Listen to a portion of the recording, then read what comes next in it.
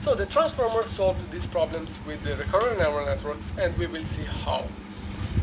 The structure of the transformer we can divide into two macro blocks. The first macro block is called the encoder, and it's this part here. The second macro block is called the decoder, and it's the second part here.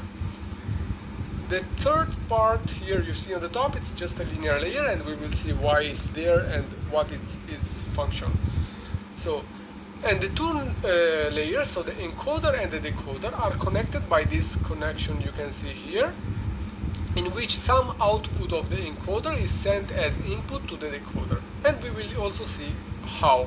Let's start first of all with some notations that I will be using during my explanation, and you should be familiar with this notation, also to review some maths.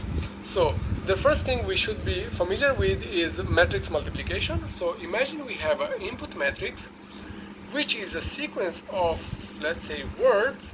So sequence by D model, and we will see why it's called sequence by D model. So imagine we have a matrix that is 6 by 512, in which each row is a word, and this word is not made of characters but by 512 numbers. So each word is represented by 512 numbers, okay, like this.